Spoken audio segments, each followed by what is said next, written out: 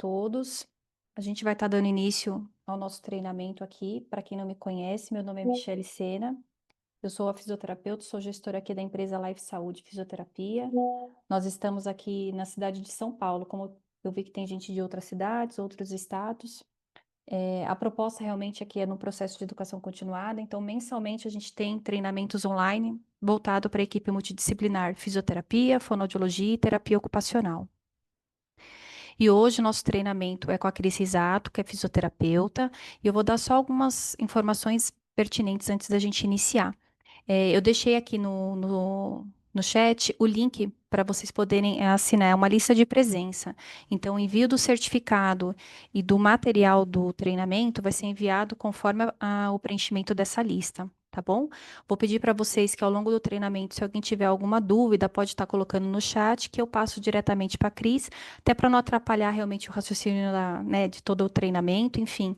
E no final a gente abre para quem tiver dúvidas, realmente ter uma troca de informações, ter mais esse bate-papo, né? Queria agradecer realmente a todos que estão presentes. Qualquer dúvida podem estar mandando aqui no chat, tá bom? Que a gente vai respondendo, né? A gente responde a todo mundo. Cris, por favor, fique à vontade, se apresente. Mais uma vez, obrigada, porque eu particularmente gosto muito da Cris, tenho uma amizade muito grande por ela, um respeito como profissional. Quem não conhece a Cris é fenomenal, é uma profissional ímpar. É, seria qualquer elogio aqui muito pouco, porque realmente é uma pessoa muito bacana e eu fico muito feliz que você tenha aceitado o convite. A gente tem acertado as agendas, a gente está caminhando e tenho certeza que vai dar tudo certo. Fique à vontade. Tá sem áudio, Cris? Opa! Boa noite para todo mundo, boa noite, Mi. Vocês viram que a amizade aqui é forte, né? Porque com essa apresentação, né, não poderia vir de outra pessoa senão alguém muito querido mesmo. Você É merece. muito recíproco esse respeito, essa admiração também, Mi, por você, pela live, pelo trabalho que você executa, e agora, em especial, por essa sua iniciativa, né? Porque a gente sabe o quanto é importante essas iniciativas no Sim, mercado sim. para a gente poder valorizar cada vez mais, né, o nosso segmento. Então, uma grande honra. Estou muito Ah, feliz pelo convite. Quem agradece sou eu, de verdade. imagina, eu que agradeço. Pessoal, só um último, veio algumas perguntas até aqui pelo Instagram, só para não esquecer. As aulas, a aula ficará gravada, ela fica disponível no nosso YouTube. Eu vou deixar aqui o endereço do YouTube depois para vocês, tá bom? Mas ela fica disponível em 7 dias, tá bom? Então, assim, quem de repente precisar revisar a aula, ela fica disponível daqui 7 dias no YouTube. Eu vou deixar aqui direitinho o nosso canal aqui direitinho para vocês ao longo da aula. Desculpa, pode continuar, Cris. Imagina. Já está comigo, então? Já está com você, fique à vontade, por favor. Pessoal, só por curiosidade, já estamos num grupo grande aqui, né, de pessoas, mas quem puder, até no chat, depois a Mi vai falando para mim aí se teve manifestações. Tá travando minha internet? Tá travando, né? Então, um pouquinho, mas eu tô assim, trava, mas tá voltando. Eu acho que pode ser o sinal A mesmo, imagem Cris. trava, tá bom. Vamos ver, você vai se comportar. Vou. Eu só uma curiosidade, eu queria saber de quem está aqui com a gente, se algum profissional já tem alguma vivência, alguma experiência com o universo do sono, né? Se tem, enfim, qualquer relação com esse segmento e especialmente falando dos distúrbios respiratórios do sono, ou é um assunto novo para todo mundo? Depois vocês puderem aí se manifestar no chat, eu agradeço. Porque eu preparei para vocês hoje, né, um grande apanhado de informações a respeito da apneia, né, como o próprio tema da aula diz. Já vou até compartilhar aqui a apresentação. A ideia é passar um overview para vocês do, do diagnóstico. Estou procurando aqui, confirmem para mim se está todo mundo vendo minha Tá apresentação, aparecendo, do Cris, tá aparecendo. diagnóstico, né, ao tratamento. Então, para que vocês tenham essa visão geral do que é a apneia do sono, e especialmente qual é a atuação, né, do fisioterapeuta ou até mesmo de outros profissionais, porque os distúrbios respiratórios do sono, eles não são tratados por uma única especialidade, né? Então, há o envolvimento de toda uma equipe a partir do médico, né, que é o responsável pelo diagnóstico, ao físio, que via de regra hoje tem a atuação sobre o acompanhamento desse tratamento, a introdução da terapia pressórica, mas também é um distúrbio que tem a participação de outros profissionais, como a fonoterapia, a nutrição, a psicologia, o dentista, enfim, né? Uma condição multidisciplinar.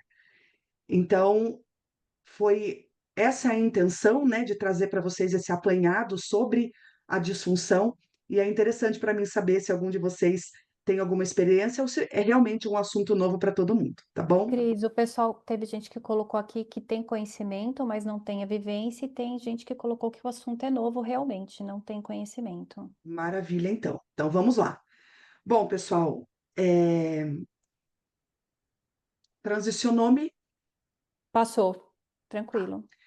Eu acho que para a gente começar, é importante que todos estejamos na mesma página sobre o entendimento da importância do sono na saúde dos indivíduos, né?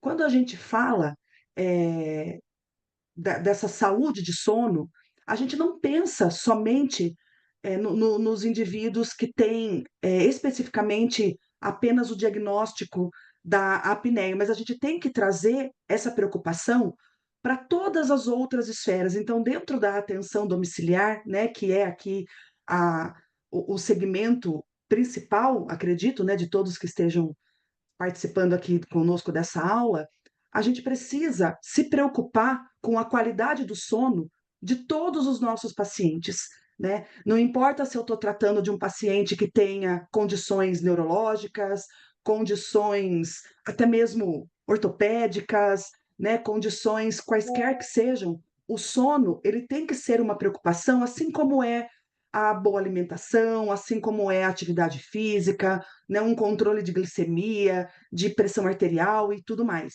E, inclusive, a Academia Americana, né, de Cardiologia recentemente incluiu o sono como o oitavo elemento essencial de vida. Até então, eles consideravam 7 elementos, né, incluindo a, o controle, né, da alimentação, a prática da atividade física, como eu coloquei aqui para vocês, né, o não fumar, o não beber, mas também agora entrou nessa condição como um elemento essencial o sono, né? Então ele realmente é deve ser uma preocupação e todos os profissionais, independente da sua especialidade, precisam ter um olhar voltado para isso, né? Então, hoje, na medicina, não é somente o médico do sono, o especialista em distúrbios do sono, né, que se preocupa com isso. Hoje, o ginecologista, o psiquiatra, o vascular,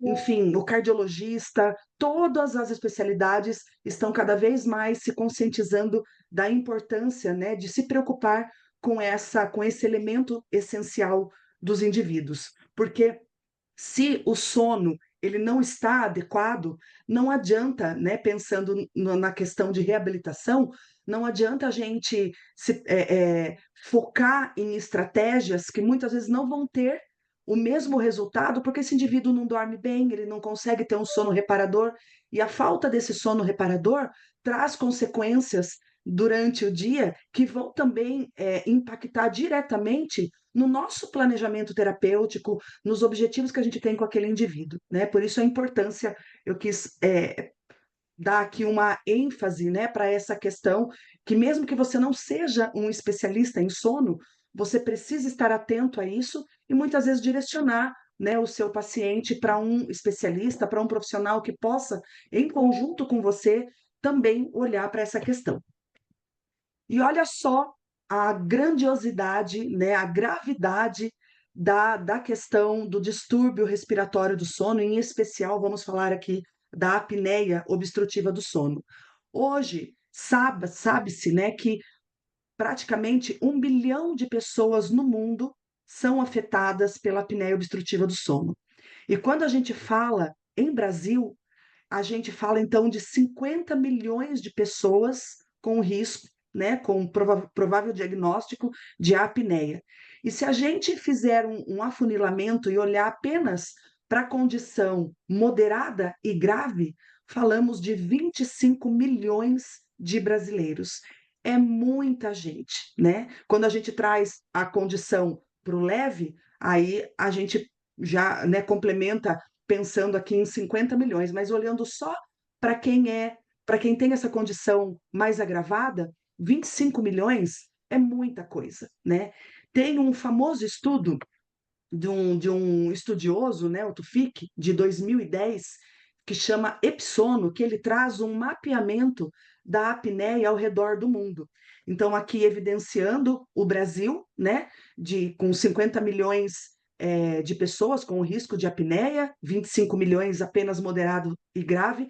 E se a gente observar aqui, ó, Estados Unidos, Índia, né, com Rússia, com percentual muito próximo ao do Brasil, né? Então a apneia ela é realmente um problema mundial e que cada vez mais vem vem sido trazida, né, para a consciência, à luz, né, dos profissionais para a importância desse rastreamento. Essa prevalência, na verdade, ela vem aumentando, né? E a gente atribui esse aumento a algumas questões. O principal é o aumento da obesidade, não tenho a menor dúvida disso. Porém, já digo de antemão, não são somente os obesos ou os indivíduos com sobrepeso que sofrem ou que podem, né, sofrer de apneia do sono. A apneia, ela não está totalmente relacionada apenas ao excesso de peso. Isso é muito importante, né, que vocês tenham conhecimento, né? Um outro fator que pode estar contribuindo para esse aumento, né, dessa prevalência, é também esse aumento da consciência. Hoje em dia, cada vez mais, as pessoas, os leigos, né, estão tendo acesso à informação, e esse acesso à informação vem fazendo com que as pessoas busquem ajuda, busquem esse diagnóstico, né? E, por fim, uma terceira hipótese para esse aumento é o rastreio, né? A melhora do rastreio desses grupos de risco. Então, de um modo geral, a gente vem evoluindo muito a respeito dessa rastreabilidade, desse aumento de consciência a respeito do distúrbio do sono, da apneia obstrutiva do sono. Mas o que é propriamente dita a apneia, né? Ele é um distúrbio que se caracteriza pela, pela interrupção, né, da respiração na noite, pelo fechamento das vias aéreas superiores. Então, essa obstrução das vias aéreas, ou seja, essa diminuição da patência dessas estruturas da via aérea superior, fazem com que ocorram pausas completas na respiração ou diminuição importante no fluxo aéreo, né, que pode durar de alguns minutos, de alguns segundos até alguns minutos, e ela pode acontecer dezenas, até mesmo centenas de vezes por hora, né? Chegando talvez a um número muito gigante, né? Durante todo o período de sono do indivíduo, tá? Eu coloquei aqui que existem três principais tipos de apneia, mas antes de entrar nesses tipos, eu quero voltar e falar um pouco a respeito do diagnóstico, tá? Então a gente precisa pelo menos entender o que é a apneia, e aí eu vou destrinchar um pouquinho melhor o distúrbio para vocês, mas antes, vamos então compreender como é que a gente faz o diagnóstico desse distúrbio. Sabemos hoje que pelo menos 80% dessa população, ou seja, falando em Brasil, 80% daqueles 50 milhões, né, de indivíduos com apneia permanecem sem diagnóstico, por uma série de causas também. E uma delas, além do desconhecimento ou do desinteresse, né, dos indivíduos em buscar esse diagnóstico, há também a questão da falta do acesso, né, a esse diagnóstico. Quando a gente pensa no exame, né, e nós vamos falar a respeito dele, o primeiro exame que vem à mente, que eu tenho certeza que a maioria de vocês, se não todos, já ouviram falar, é a polissonografia. Porém, o diagnóstico, ele se inicia passos antes da gente encaminhar esse indivíduo para a polissonografia, né? Quais são esses passos anteriores? O primeiro deles é entender sinais e sintomas. E a gente tem aqui os principais sintomas, né, os mais clássicos, que o mais conhecido é o ronco, não tem a mínima dúvida, né, que ele é um sintoma presente na apneia, mas nem todo indivíduo que ronca tem apneia, mas todo indivíduo que tem apneia ronca. Vocês sabiam disso? Acontece que é importante também enfatizar aqui que o ronco, ele nunca é normal. Pode acontecer de um indivíduo roncar e não ter a apneia? Sim, pode. Mas tem algo que esse indivíduo precisa pesquisar, né, do ponto de vista otorrinolaringológico, para justificar esse ronco. Então, nunca é normal roncar, exceto se esse ronco ele é esporádico, né? Um final de semana, que às vezes a gente dá uma exageradinha numa bebidinha alcoólica, né? Uma noite que você, de repente, dorme numa posição que não favorece muito, como, por exemplo, a posição supina, né? Dormir de barriga para cima acaba também favorecendo a ocorrência do ronco, quando ele é esporádico. Mas quem ronca com recorrência nunca é normal, tá? Não necessariamente é a apneia, uma grande maioria das vezes vai ser, mas há uma pequena parcela que ronca por outros problemas que não a apneia, né? Bom, e ainda falando de sintomas, os mais clássicos, os mais conhecidos, além do ronco, o cansaço diurno, a sonolência excessiva. A apneia vai ocasionar também diminuição da concentração, diminuição da memória, né? O quanto é comum hoje em dia a gente ouvir as pessoas reclamando de perda de memória, às vezes nem imaginam que ela possa estar associada à apneia. A falta de ar, né, que é um sintoma mais noturno, mas está presente. A irritabilidade durante o dia, dores de cabeça, especialmente também durante o período da manhã, né? A pessoa acordar com dor de cabeça nunca é normal e é um sintoma relacionado à apneia. A sensação de boca seca e também a garganta raspando. Não sei se vocês já ouviram esse tipo de queixa. Ah, parece que todo dia eu acordo como se eu fosse começar com uma infecção de garganta, depois ao longo do dia parece que melhora, né? Então a boca seca e essa garganta incomodando é um sintoma também. A noctúria, que é a urgência, né? O acordar para fazer o xixi durante a noite. Então, essa é um outro sintoma muito interessante. Muitas vezes a gente acha que eu acordei porque eu estava com vontade de ir ao banheiro. E o que acontece é que você primeiro acordou, mesmo que superficialmente, e aí você percebeu a vontade de ir ao banheiro. Então, levantar 2, 3, 4 vezes à noite para ir no banheiro é um sintoma extremamente importante e clássico de apneia obstrutiva do sono. E outro sintoma que muita gente desconhece, a impotência sexual, né? Por questões aí que vocês vão entender ao longo da aula, né? De metabólicas, cardiovasculares, enfim, pode também levar a essa questão aí da impotência sexual.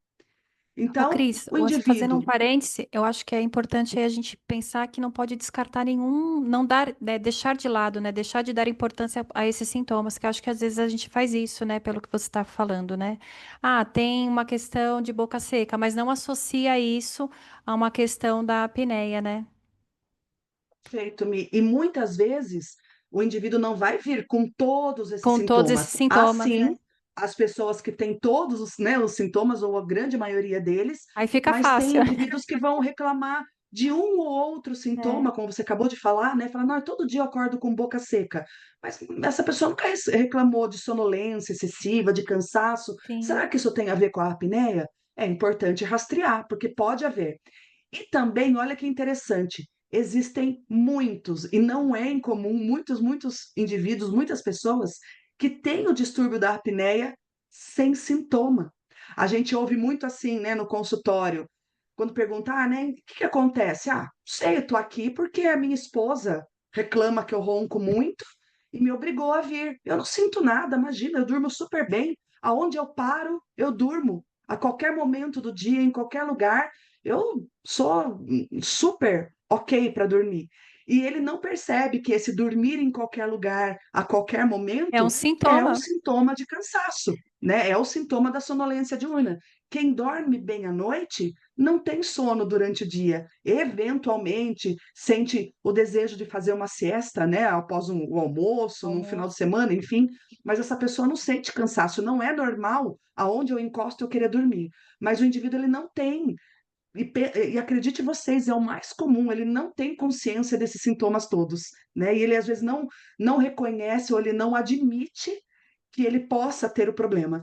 É muito comum, né? A grande prevalência é em homens, né? Numa faixa de idade, os homens têm muito mais predisposição à apneia do que as mulheres, depois, numa outra faixa, isso se iguala, né? Então, quem normalmente empurra aí o homem, né, para o consultório médico é a esposa, porque ela também é afetada. A esposa ou o parceiro, né, claro, também, ou o marido, ou o parceiro de cama, um parceiro de casa, às vezes até em quartos separados, é um incômodo a pessoa roncando. Então, o sono do parceiro também é comprometido, né, em virtude da apneia do seu cônjuge, né, ou do seu parceiro de cama, ou parceiro de casa, né?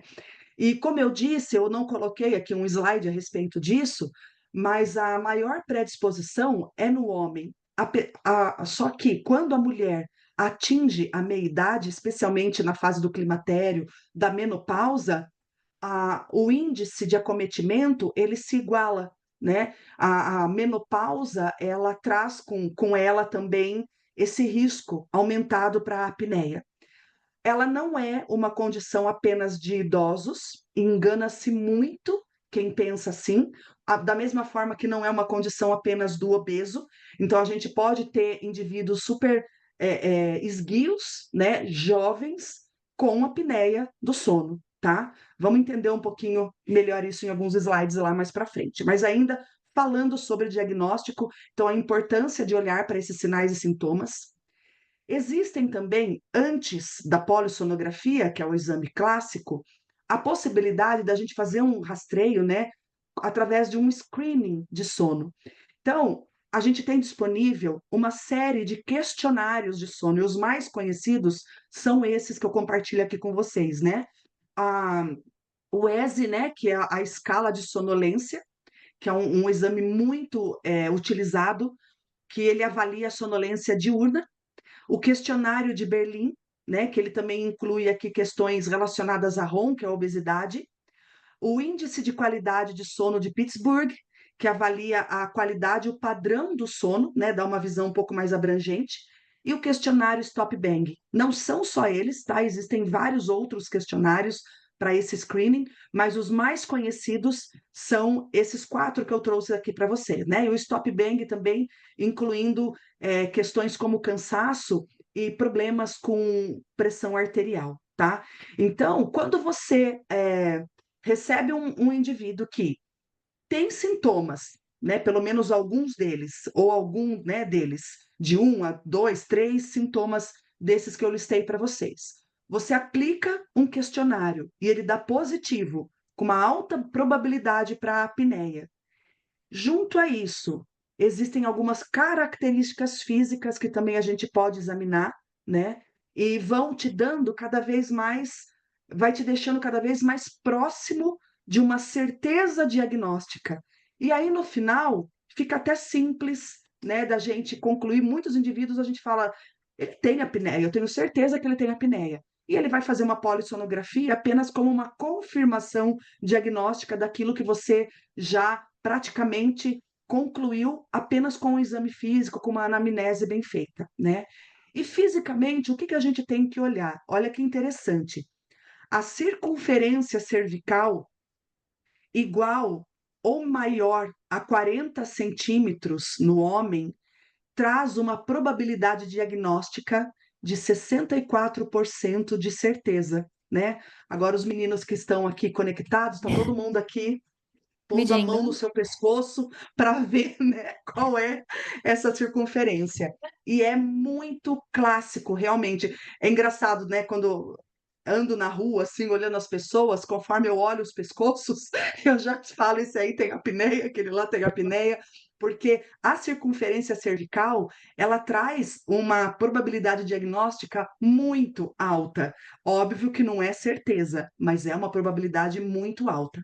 E quando a gente soma a essa circunferência cervical a idade, acima de 50 anos, e um questionário aqui, uma escala de sonolência maior que 10, uma pontuação, essa certeza diagnóstica, ela aumenta é, em 80% dos casos, né? Então, quando você vê um homem de meia idade, né, se tiver a oportunidade de aplicar esse questionário, ele der positivo na pontuação acima de 10 e mais uma circunferência igual ou maior do que 40 centímetros, é 80% de certeza que esse cara tem a apneia obstrutiva. Em qual Ô, grau? Cris, Leve, moderado ou grave? Não sabemos. Oi. Você terminou Cris, como problema? Oi. como você está comentando aí, para apresentar na realidade, é necessário que faça só uma escala que tem alteração ou é necessário aplicar essas 4 escalas que você deu no screening? Não, só uma Você escala, né? escolhe uma, Muitos serviços, exato. Muitos serviços, eles delimitam no seu procedimento, no seu protocolo, uma dessas escalas, né? As mais comuns, é as que isso, a são mais mais comum. utilizadas, é o ESE e o Stop Bang, tá? Ok, Que tem uma abrangência grande, né? E depois, em segundo lugar, a de Berlim também é um bom questionário para ser utilizado, mas não é necessário você aplicar tá, os 4 questionários. Escolhe um para te dar como um norteador, para ele ser um norte, junto com o exame físico, a entrevista com esse legal, paciente, né? Você vai investigar os hábitos de vida, você vai conversar, se possível, além do paciente, com um parceiro, né? Então, tudo isso vai compondo o seu raciocínio e aumentando essa probabilidade diagnóstica ou não, né? Ou a exclusão diagnóstica também, certo. tá? Então, no exame físico, né, além dos sintomas, além da aplicação de um questionário, que via de regra esse questionário também ele é subjetivo. Então ele aumenta muito, ele te norteia, né, ele aumenta as chances de um bom diagnóstico, mas a gente não pode também excluir a questão da subjetividade desses questionários. Então você não pode concluir, né, que o indivíduo, que essa pessoa tem apneia Só apenas pelo por um questionário. questionário, tá? Então, além da circunferência cervical, vocês viram que ela é importantíssima, mas ela não está sozinha. Existe um outro recurso que é a classificação de Malampati. Essa classificação, classicamente, ela é utilizada dentro dos centros cirúrgicos, né, pelos anestesiologistas, para determinar o risco na intubação, o quão difícil é aquela via aérea para a intubação. Né? Então, os anestesiologistas normalmente utilizam essa classificação, que é muito simples. Você vai pedir para o indivíduo abrir a boca, né, bem aberta, e quanto mais estruturas você visualiza, então aqui eu estou enxergando o palato mole, o palato duro, a úvula, a falce, os pilares, significa que esse malampate é classe 1 e que eu não tenho provavelmente não vou ter dificuldade em fazer a intubação. Se eu começo a deixar de visualizar as estruturas, agora eu não estou mais vendo a falce, não estou mais vendo os pilares, só enxergo o palato mole duro e a úvula. Opa, agora já é uma lampate 2. Começa a aumentar um pouquinho a dificuldade.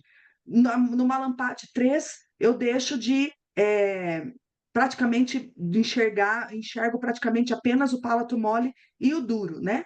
E numa lampate 4, eu só estou enxergando o palato duro. Então, isso aqui vai determinando essa gravidade para intubação. E aí essa classificação, ela veio também para o universo aí da investigação dos distúrbios do sono, em especial a apneia, porque quanto menos estruturas eu vejo, significa que também eu tenho uma via aérea aqui, uma coluna, né, nessas estruturas da via aérea mais comprometidas e com muito mais probabilidade de colapsarem, né? Porque a apneia é o colapso das estruturas da via aérea superior, né? Especialmente das estruturas abaixo aqui da língua, tá? Então é uma classificação interessante também e super fácil, né, da gente submeter o indivíduo num exame físico. Não tem grandes segredos. E aí, bom, seguimos todos esses passos e agora eu preciso de uma confirmação diagnóstica e também eu preciso entender qual é a severidade, qual é a gravidade dessa apneia. Às vezes eu já tenho certeza, não, a apneia esse cara tem, mas ela é leve, ela é moderada, ela é grave, né? Qual é o impacto dessa apneia? Então, o padrão ouro para o diagnóstico é a polissonografia tipo 1, aquela que é realizada em laboratório com a supervisão de um técnico. E essa polissonografia, ela tem que ter no mínimo de 7 canais e no máximo de 13 canais. Então, o que, que vai ser avaliado nesse exame? Então, vai ter canais de eletroencefalograma, eletrooculograma, eletromiograma, eletrocardiograma, tem o catéter de fluxo, tem a oximetria para saturação e frequência cardíaca e a cinta para medir o esforço respiratório e ainda a gravação do ronco, né? Então veja que é um exame completo e ele é indicado para fazer esse rastreio, né? Essa investigação do distúrbio respiratório do sono, mas ele também vai avaliar, além disso, outras questões, como, por exemplo, ele vai estudar a arquitetura do sono, porque a gente tem as fases, né? Então, o sono não REM e o sono REM. No não REM, eu tenho a fase N1, N2, N3, que é o sono profundo, e depois vem o REM. Então, com a polissonografia tipo 1, a gente consegue também entender em quais dessas fases a apneia está mais predisponente, né? Está mais ativa. Então, estudar também, entender essa arquitetura de sono o que a gente chama de hipnograma é importante, além de todos esses outros canais. Então, quando eu tenho um paciente comórbido, além da apneia, eu sei que esse indivíduo tem, por exemplo, uma condição de DPOC, ou ele tem algum quadro cardíaco, uma insuficiência cardíaca, ou qualquer. É um paciente também que tem questões aí neurológicas. É importante que a gente encaminhe esse indivíduo para essa polissonografia tipo 1, porque eu vou ter uma visão geral, né? Não somente do distúrbio respiratório, porque o distúrbio respiratório, via de regra, eu avalio somente com a cânula de fluxo e com a oximetria. Eu já consigo entender o distúrbio respiratório. Mas quando eu preciso também do hipnograma e de outras medidas, né? A polissonografia tipo 1, ela se faz necessária. Depois a gente tem a polissonografia tipo 2. Qual é a diferença da tipo 1? A única diferença é que ela é feita no domicílio. Então, é utilizado o mesmo equipamento, né, o mesmo número de canais, só que o técnico, ele vai até a casa da pessoa, ele monta, né, todo o equipamento e todos esses canais na pessoa, ela dorme, ele vai embora, dorme, e na manhã seguinte ele passa para retirar esse equipamento, né? Então, a única diferença da tipo 1 para tipo 2 é uma feita no laboratório e a outra feita no domicílio, mas ainda assim necessita do auxílio de um técnico. Depois a gente vem para as poligrafias tipo 3 e também a tipo 4. Vejam que agora ela não chama mais polissonografia tipo 3, é poligrafia. Por quê? Especificamente porque agora eu só vou estudar o distúrbio respiratório. Eu não vou ter os canais de eletrocardio, eletroencefalo, oculograma, miograma, então eu não vou conseguir fazer o hipnograma também do sono desse indivíduo. Eu só vou ter 3 canais, 3 ou 4 canais, que eu vou ter o fluxo, eu vou estudar o fluxo aéreo, nada mais do que a respiração, o esforço respiratório e a saturação e a frequência cardíaca, né? Então, a poligrafia tipo 3, ela é um pouquinho mais completa, e hoje, o que está aqui na crista da onda, né, é a poligrafia tipo 4, que nada mais é do que um exame de oximetria.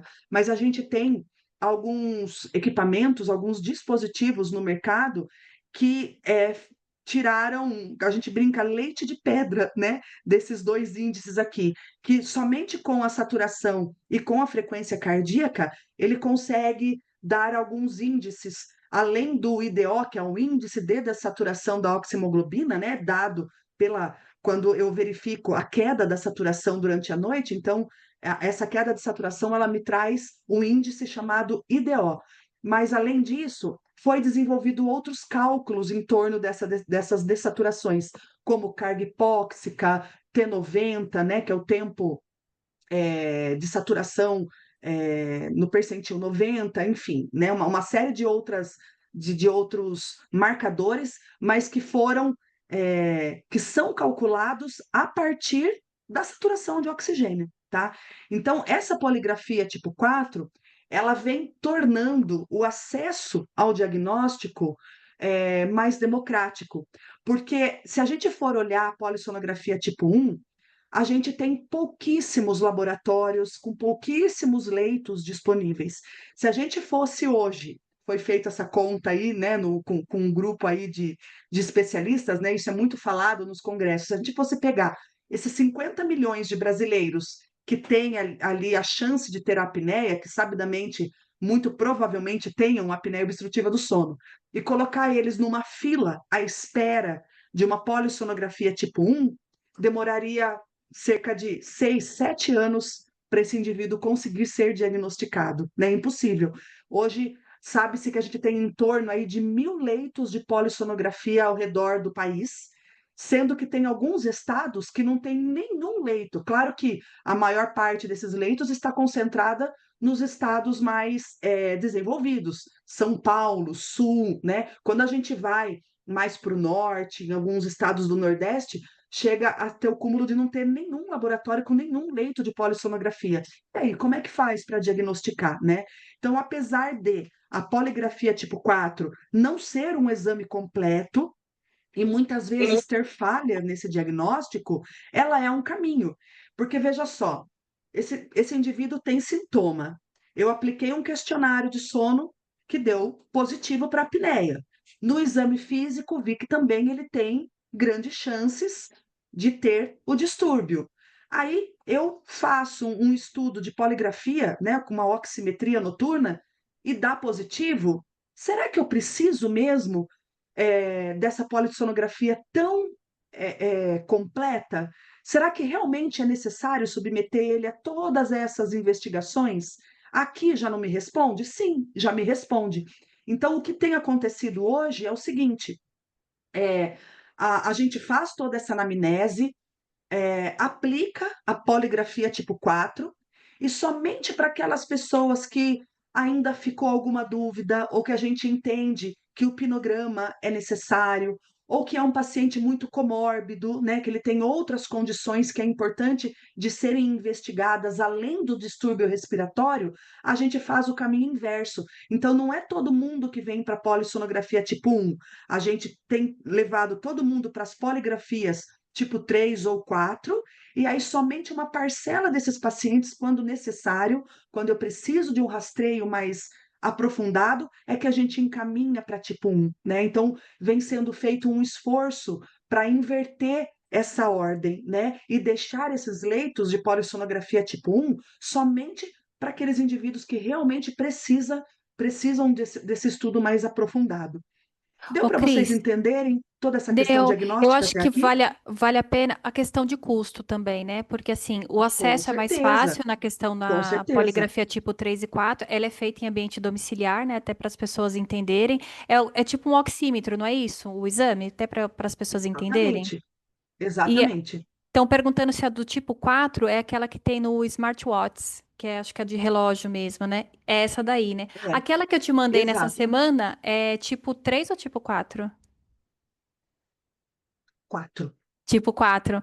É, então, assim, é até 4. bacana para ter. Tem uma relação de custo, ô, Cris? Você tem uma ideia até para as pessoas Com entenderem, porque às vezes certeza. quando indicar, falar para uma família, se tiver que fazer, né? Qual o custo efetivo? Olha, Mi, um exame hoje de poligrafia tipo 4, a gente tem esses smartwatches, vocês têm razão, né? Eles fazem sim um bom rastreio para a apneia, mas eles não emitem um laudo, eles não têm cálculos apropriados para dizer se aquela dessaturação que o relógio marcou, ela pode ser associada a um diagnóstico de apneia, né?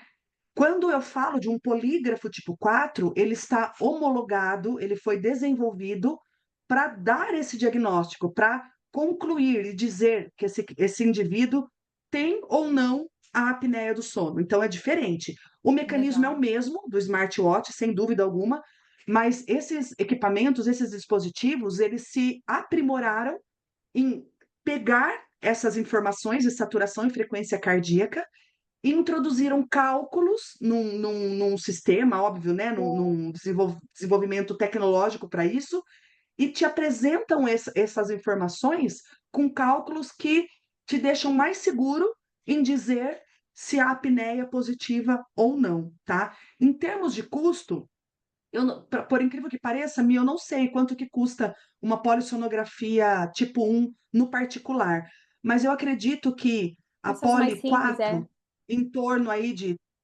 talvez de 300 a 500 reais esse exame, contra talvez 1.000, para cima de 1.000 reais. Eu Mas estou é bem falando aqui mais de valores acessível. aqui Mas é chutados, mas bem mais acessível, né? Se a gente for pensar para indicar para um paciente, até para direcionar, né, para fazer gente, esse exame, né? porém, todas elas têm falhas. Que tipo de falha? Veja só, quando você vai fazer uma polissonografia tipo 1, todo mundo já deve conhecer alguém que fez esse exame. Você vai até o laboratório, você vai dormir numa cama que não é sua, com um monte de fios, um monte de canais conectados a você, na cabeça, no rosto, no tórax, no dedo. Não é incomum a gente ouvir que a pessoa dormiu super mal aquela Normal, noite né? e que não necessariamente é a fotografia de como ela dorme na casa dela, né? Ela acordou várias vezes na noite porque ela estranhou o lugar que ela estava, ela estranhou o colchão, ela estranhou o relatório, tinha uma pessoa ali olhando para ela, né? Então, a gente sabe que essa noite no laboratório, ela não é completamente a realidade das noites daquela pessoa, né? Então, a vantagem de você fazer esse estudo em domicílio é muito grande, porque você vai conseguir replicar com muito mais precisão o que é realmente o padrão de sono daquele indivíduo. Contudo, a polissonografia tipo 4, a poligrafia tipo 4, ela não é tão precisa, por quê? Nem todo evento de apneia obstrutiva culmina numa dessaturação. Então, a poligrafia tipo 4, ela pode vir como o indivíduo tendo uma apneia leve, quando, na verdade, ele tem uma apneia grave, porque ele tem os colapsos, né, da via aérea, alguns provocam dessaturação e outros não. Só que o oxímetro ele só contabiliza os eventos que causaram a dessaturação. Então eu posso ter um positivo, mas que não traduz a, a realidade da quantidade de eventos que esse indivíduo tem na noite. Contudo, o próprio fabricante, né, a própria empresa que comercializa esses dispositivos, eles dizem, e a gente concorda, isso é algo que se fala, né, e no meio aí da medicina do sono, que o que interessa para a gente realmente são os eventos de dessaturação, porque o que tem impacto verdadeiramente na saúde, nos efeitos que são os mais preocupantes, que a apneia, como que eu vou colocar isso para vocês? A preocupação que a gente tem não é somente com a sonolência, com o cansaço, com a irritabilidade do indivíduo. A gente sabe que a apneia, ela é responsável por, a médio e longo prazo, por complicações de saúde muito mais preocupantes. Então, a gente sabe que a apneia maltratada ou não tratada, ela vai culminar em questões de hipertensão, desenvolvimento de diabetes. Muitos indivíduos têm acidentes vasculares em decorrência da apneia não tratada, questões cardiovasculares também, né? Então, não tratar a apneia vai muito além do roncar, do cansaço e da sonolência. A preocupação é realmente com a mortalidade a médio e longo prazo que a apneia provoca, porque ela vai desencadear esses outros problemas. Quantas vezes indivíduos que não conseguem controlar a hipertensão tomam remédio, né, para controlar a hipertensão, e o médico hoje, os médicos vêm descobrindo que não conseguem controlar a hipertensão porque não estão tratando a apneia. Controlando a apneia, a gente consegue controlar a hipertensão do indivíduo, a insuficiência cardíaca. Pacientes com DPOC, vejam vocês, há estudos que mostram que 70% desses indivíduos também têm a apneia, o que a gente chama da síndrome da sobreposição, síndrome do overlap. Então, é muito comum indivíduos com DPOC terem a apneia. Inclusive, dentro do home care, vocês que estão aí na ativa vão concordar comigo. Quantas vezes a gente, como fisioterapeuta, vai atender um paciente, né, com DPOC e faz ou abre mão ali de estratégias, né, de fisioterapia respiratória, e a gente não consegue muitas vezes controlar as exacerbações desse indivíduo, não consegue controlar a doença como a gente quer, quando na verdade a gente precisava estar se preocupando. Será que esse cara à noite não está fazendo apneia? O que adianta ele fazer fisioterapia respiratória de dia se eu não estou tratando a apneia dele à noite, né? Então, é, voltando, né, a poligrafia, apesar dela ter falhas em identificar o IH, né, quantos eventos esse indivíduo tem na noite, ele consegue determinar, através das dessaturações, a gravidade e o risco de desenvolver outras doenças que vêm em decorrência da apneia. Ficou claro isso para vocês, pessoal, a respeito desse diagnóstico? Acho que esse ponto aqui ele é muito É importante, crucial na né? mensagem que eu queria deixar para vocês, tá? Cris, até um ponto, se você puder só esclarecer. Hipopneia. A hipopneia, ela Vou também chegar consegue, nele. ela também pode ser identificada pela poligrafia, porque a gente não ouve falar Não, tanto, mas existe a não, hipopneia também. São coisas diferentes, exatamente. distintas, mas é importante a gente É, entender um pouquinho e diferenciar isso também, né? é isso que eu né, tô tentando, né, explicar para vocês aqui, que a poligrafia tipo 4 ela não consegue fazer a estratificação desses eventos, né? Tá, ele teve um evento, né, vou falar mais adiante, mas que evento é esse? É uma apneia completa? É uma hipopneia? Foi uma limitação de fluxo? É um HERA? O que é esse evento? A poligrafia não consegue fazer isso. Ela só identifica os eventos que culminaram em dessaturações e te dá um índice. E aí, baseado nisso, ela então conclui que o indivíduo tem ou não a apneia. Porque hoje, né, vocês vão entender melhor, vamos fechar um pouquinho melhor esse raciocínio. Hoje, até os dias atuais, o que prediz a gravidade da apneia é o IAH, que é o índice de apneia e hipopneia. Esse índice ele mede a quantidade de eventos que esse indivíduo teve em uma hora, né? Então, ele considera normal de 0 até 5 eventos. Via de regra, todo mundo faz aí uma ou outra apneia durante a noite. Então, até 5 eventos é considerado normal. De 5 a 15 eventos por hora já é considerado leve. De 15 a 30 eventos por hora, considerado moderado. E grave acima de 30 eventos por hora. Então, é aqui que eu quero dizer. Pode ser que eu tive 30, 40, 50, 60 eventos por hora, mas uma parte deles não causou dessaturação. E aí a poligrafia só vai pegar as dessaturações. Então, eu posso vir como uma apneia leve, quando na verdade eu tenho uma apneia grave, levando em consideração o Yeah. IAH, certo? Contudo, é, a questão da dessaturação, como eu já adiantei para vocês, é extremamente relevante para a gente determinar essa gravidade do ponto de vista cardiovascular, metabólico, neurológico, né? Então, há uma tendência muito grande, e a gente acha que nos próximos, ao longo aí dos próximos tempos, vai ver essa modificação no diagnóstico do sono, onde o IAH não vai ser mais o único índice que vai predizer gravidade. Então, eu não vou determinar se essa apneia é leve, moderada ou grave apenas olhando para a quantidade de eventos que esse indivíduo tem durante uma hora, mas há uma grande tendência a trazer o IDO, que é o Ideal. que a poligrafia tipo 4 mede, junto com o IH. O IDO, que é o índice de dessaturação da oxihemoglobina, né? Então, é ele que, na verdade, prediz essa gravidade. Então, mesmo que na poligrafia tipo 4 tenha vindo leve, ok, eu sei que são poucos eventos que culminam nessa dessaturação. Então, a gravidade do ponto de vista cardiovascular, metabólico, é menor, mesmo que o IH possa ser muito maior, né? Tá tão conseguindo? É difícil, né, às vezes, de colocar isso de forma tão resumida, né, e tão abrangente assim, para vocês compreenderem. O fato é que hoje o IH é quem prediz essa gravidade.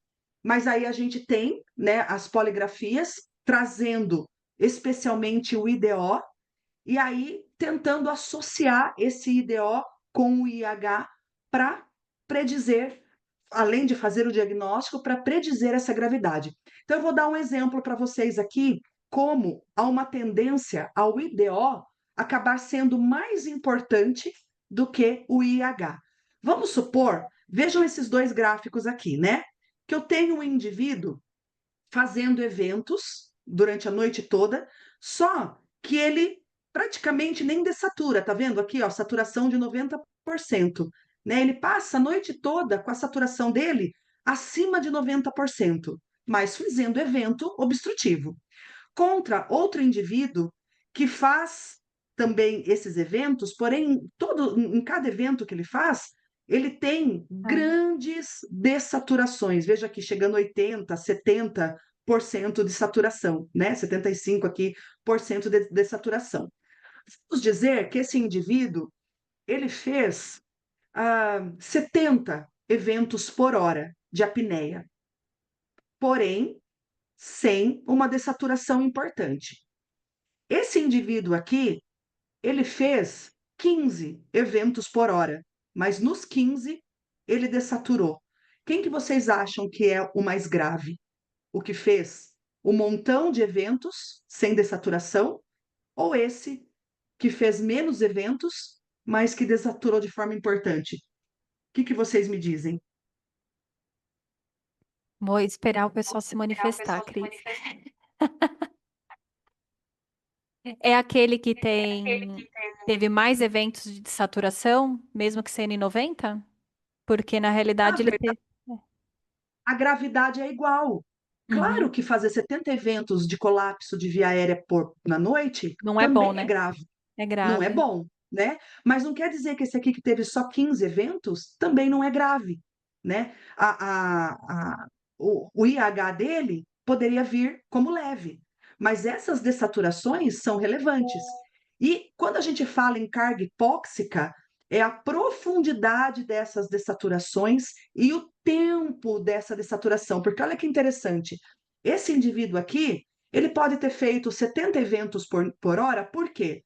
Ele obstrui, né? Ele colapsa a via e a via abre. Ele fecha e abre, fecha e abre. Então, ao longo da hora, ele teve muito tempo para fechar e abrir, para ter muitos eventos, porque ele consegue reagir a esses eventos com mais rapidez do que esse indivíduo.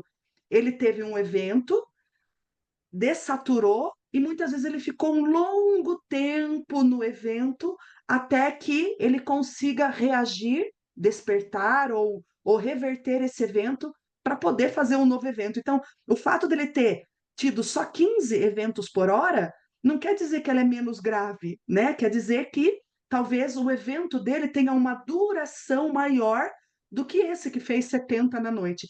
Então, esse exercício é para vocês entenderem que hoje somente o IAH já não é mais suficiente para predizer gravidade. Assim também como o IDO isoladamente não é suficiente. Hoje a gente tem um conjunto de, de índices, né, e de norteadores para dizer o quão grave é ou não essa apneia. Então a gente não pode deixar de olhar para nenhum desses índices, seja o IH, seja o IDO, seja a carga hipóxica, né? Porque até bem pouco tempo atrás, quando um indivíduo vinha, se você for olhar só para os eventos, só para o IH, esse aqui vai ter uma apneia grave, porque ele teve 70 eventos por hora, e esse aqui vai ter uma apneia leve, porque ele teve só 15 eventos por hora. Né? Então, é leve, nem precisa tratar, quando, na verdade, olha a gravidade nesses 15 eventos por hora, certo? Ô, ô Cris, então, para até justamente fechar, o IH é a presença do evento, certo? Que é o que você deu exemplo Isso, nesse primeiro paciente. E o IDO exato. é a quantidade, na realidade, é a dessaturação que ele apresenta no As evento, independente. dessaturações, Então, o ideal é ter a relação perfeito. dos dois índices para poder ter um diagnóstico mais preciso. Hoje em dia já se sabe É o disso, mundo né? ideal. Claro que a polissonografia tipo 1, ela também traz o IDO, né? Ela também Sim. traz essas informações.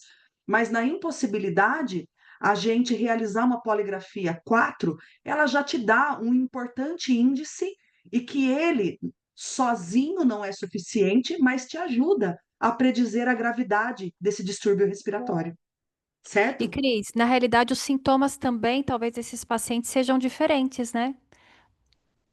Muito possivelmente, muito Provavelmente aquele possivelmente. que só tem esses episódios, talvez tenha sintomas diferentes daquele que satura realmente, efetivamente, que nem lá numa saturação muito baixa, né? Talvez esse primeiro, o problema dele seja o ronco, O né, e uma ronco, é. sonolência diurna, porque ele acordou muito, ele Não despertou, dormiu bem, às vezes é, que ele desperta, mas ele ficou mais dormindo vezes. superficialmente por muito tempo. Aqui Uhum. não, é um indivíduo que provavelmente já vai ter complicações de concentração, de Sim, memória, pela dores de falta da cabeça. oxigenação mesmo, né? Exatamente. É isso que é importante vocês entenderem, tá? Nesse diagnóstico todo, né? Legal. E aqui só trouxe um estudo mostrando para vocês o quanto que essa questão da carga hipóxica ela é importante, né? E aqui é um estudo que mostrou a mortalidade desses indivíduos, né? Que quanto maior é a carga hipóxica, maior a chance, né? Maior a mortalidade desses indivíduos com apneia. Bom, e agora chegamos aqui, Mi, para responder a sua pergunta, né, a respeito dos eventos. Então, quando a Sim, gente fala em apneia obstrutiva, aí ficou errado aí a digitação, depois eu arrumo, obstruvia, eu eu vi. escrevi obstrutiva do sono, me perdoem, a gente ainda tem subclassificações desse evento, né? Eu posso ter uma apneia, né, que é a forma mais comum, né? E quando a gente fala obstrutiva, porque ela é ocasionada por esse fechamento da via aérea, né? Como a imagem mostra aqui, a gente tem o desabamento de algumas estruturas, como a língua, né? A laringe, enfim, da musculatura, né? Especialmente do hipoglosso, que oclui a via, então não passa o ar, e aí eu tenho então o evento de apneia. E aqui eu trouxe para vocês como que é o traçado na polissonografia desse evento. Então eu tenho aqui a respiração e aí eu vejo uma interrupção dessa respiração e depois o retorno dela porque o indivíduo volta a respirar, né? O ronco também, existe o ronco ressuscitador. A pessoa para de respirar e depois ela, né, para ela voltar a respirar, né? A gente não vai o centro respiratório ele vai reagir a isso e vai te despertar para fazer com que a via abra novamente. E aí, na apneia obstrutiva, a gente vê o esforço respiratório, porque eu não estou respirando, mas eu estou aqui, ó. Puxando. Eu estou tentando respirar. Quem já presenciou um indivíduo dormindo que tem apneia já viu isso acontecendo. A pessoa para de respirar, mas você vê um movimento torácico dela tentando voltar a respirar. A gente tem um outro tipo de apneia, que é a apneia central, né, do sono. O que que acontece nessa apneia? Eu tenho esse mesmo traçado no fluxo aéreo, porém, no momento da apneia, eu também não tenho o esforço respiratório, porque agora eu não respiro, porque o cérebro não está enviando os sinais adequados aos músculos da respiração. Então, eu diferencio uma apneia obstrutiva de uma apneia central pelo traçado do esforço respiratório. E a gente ainda tem a apneia mista, né? O indivíduo começa com uma apneia central e ela se torna uma apneia obstrutiva, né? Ou vice-versa, ela começa com uma apneia obstrutiva, depois ela se torna central, tá? Então eu tenho ainda essa diferenciação da apneia. E uma outra diferenciação que é a A hipopneia hipopneia. e a apneia propriamente dito. Qual é a diferença? A hipopneia, como o próprio nome diz, é uma diminuição desse fluxo aéreo, mas não o colabamento total da via. Então, quando eu tenho a diminuição do fluxo a partir de 50% até 90% por 10 segundos ou mais, que é o que preconiza a Academia Americana de Sono, então eu tenho aqui, ó, uma diminuição de fluxo, mas não uma interrupção completa. Eu classifico isso como uma hipopneia. A poligrafia tipo 4 não diferencia a apneia, a hipopneia, né, o tipo do evento, né, e nem se a apneia foi obstrutiva ou central, é importante dizer, só a polissonografia que consegue fazer isso, né? E a apneia completa, ela é caracterizada por uma diminuição do fluxo aéreo de 90 a 100%, também por 10 segundos ou mais. Aí eu tenho mais algumas classificações para esses eventos.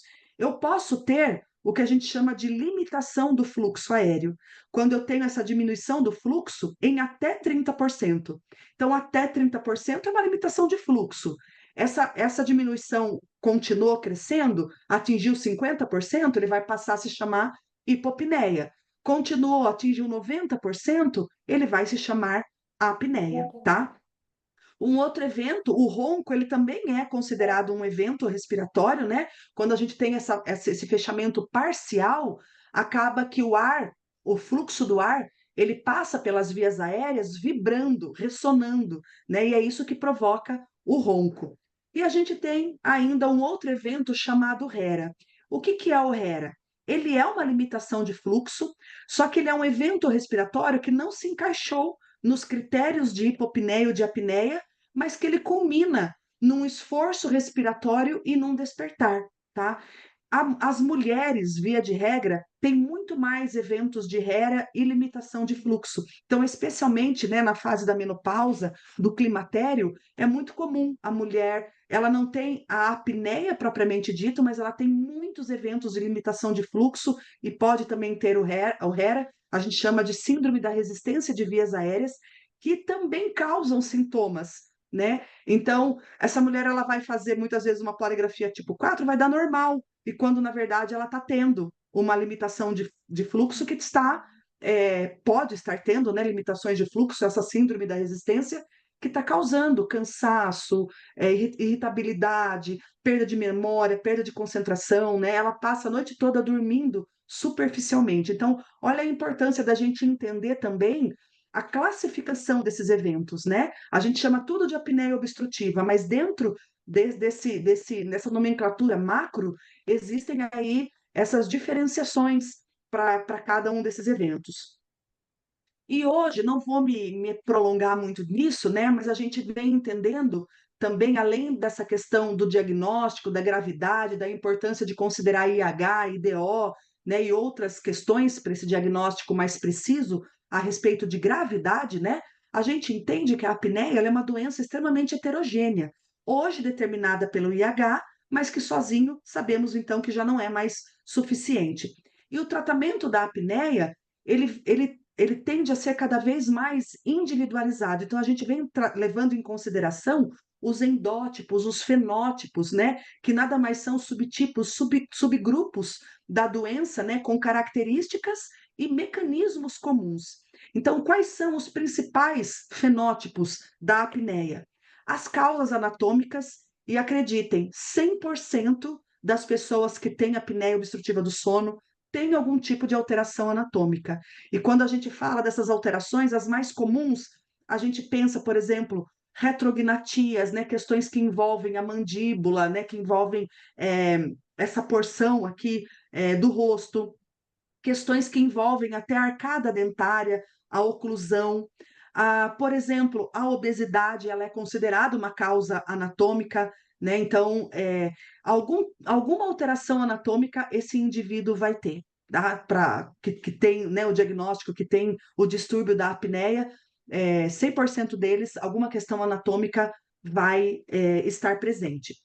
Um outro fator, um outro fenótipo fisiopatológico diz respeito ao fator neuromuscular. Então, algumas pessoas têm um menor estímulo neural e também um menor reflexo dilatador do músculo, o músculo hipoglosso, né? Genioglosso, que são os músculos mais comuns, causadores aí da apneia, né? Quando a gente tem uma fraqueza nessa musculatura, né? Eu tendo a ter o colapso da via. Então, tem indivíduos que têm um maior ou um menor estímulo neural e reflexo dilatador desses músculos. Outro fenótipo é o baixo limiar de despertar. Lembra o exemplo que eu acabei de dar para vocês? O cara que fez 70 eventos na noite e o outro que faz só 15 eventos na noite. Pode ser que o limiar de despertar daquele indivíduo que fez 70 eventos seja maior do que o que fez só 15 eventos. Então, ele faz evento e ele reage. O limiar de despertar dele é maior, por isso que ele tem tempo de fazer muitos eventos durante a noite, contra aquele que fez menos eventos, porque ele permaneceu um tempo mais prolongado no evento até que ele consiga despertar e reverter esse evento. Então, a gente também leva em consideração essa questão do despertar, o que também responde por exemplo, o porquê que o indivíduo, quando usa um CPAP, né, que vocês sabem que o CPAP, nós vamos falar disso, é o principal tratamento hoje, a pressão positiva é o principal tratamento da apneia, por que que o indivíduo precisa de 8 centímetros de água para tratar a apneia, o outro precisa de 10, o outro precisa de 6, outro de 7, outro de 12, outro de 15, porque existe a questão da pressão crítica de fechamento, né? Então, cada indivíduo tem uma pressão crítica diferente do outro. Então, não quer dizer também que há alguns preconceitos, né, em relação a isso. Por exemplo, quanto mais obeso, maior a pressão do CPAP. Isso não é uma verdade, né? A titulação da pressão, ela é muito individualizada e ela sofre interferência também dessas questões em torno dos fenótipos, tá? E a gente tem uma outra questão, um outro fenótipo, que é chamado de high loop gain, a questão sobre como o indivíduo reage à hipercapnia, né? Então, veja só, o high loop gain são mecanismos de controle da ventilação que são determinados pelo aumento ou pela diminuição dos níveis de CO2 durante a respiração. Então, olha só, eu estou aqui respirando, eu diminuo o meu fluxo aéreo, então eu diminuo a minha respiração, eu começo a acumular gás carbônico, certo? E aí eu tendo num high loop gain, né, num loop gain normal, eu consigo normalizar a minha respiração, aumento um pouquinho a alça aqui da minha respiração para lavar esse CO2 e volto a respirar normal. Isso aqui é um mecanismo normal. Quando eu tenho alteração nesse loop gain, o que que acontece? Olha, eu estou respirando, diminuiu, comecei a acumular o gás carbônico, só que alguns indivíduos têm uma resposta exacerbada. Vejam a alça respiratória extremamente aumentada, e aí ele acaba lavando mais CO2 do que ele deveria, e essa lavagem excessiva do CO2 faz com que o centro respiratório provoque uma parada respiratória, então ele faz uma apneia em decorrência desse loop gain aumentado. Então, só para vocês terem uma ideia que hoje a apneia, é, pós o diagnóstico, a gente também tem que levar em consideração no tratamento a presença desses fenótipos, tá? E os principais são esses que eu apresentei para vocês. E aí chegamos aqui na questão do tratamento propriamente dito, né? Então, como eu disse, o padrão ouro hoje de tratamento da apneia é o CPAP. Então, esse artigo aqui, um guideline importante, né, lançado no Lancet, apesar de ser um artigo de 2014, ele ainda é um, um estudo muito utilizado, né? E aqui ele confirma, então, que a pressão positiva, né, o CPAP, é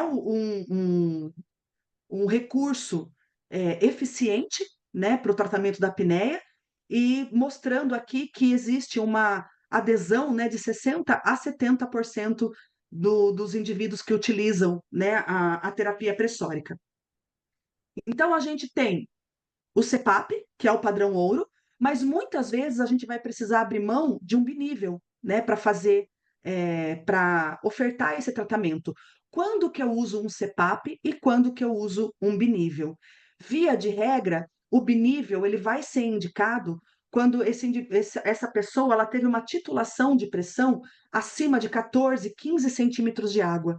É muito complexo fazer uma pessoa usar um CPAP parametrizado com 15 centímetros de água. Então, a gente precisa muitas vezes dividir essa pressão num binível, tá?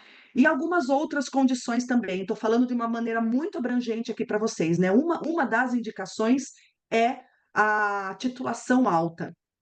Mas o que a Academia Americana de Sono preconiza, né? Os guidelines aí indicam o que hoje é, é, os profissionais se balizam, se norteiam para o tratamento, é que o CPAP deve ser sempre a sua primeira escolha.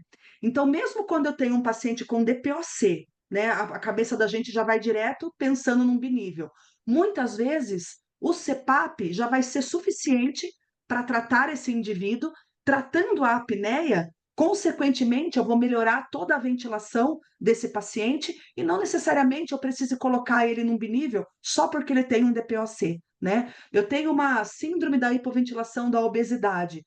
A gente sempre vai começar primeiro com um CPAP e se não houver efetividade no tratamento, se eu não atingir o objetivo, aí que a gente parte para um binível.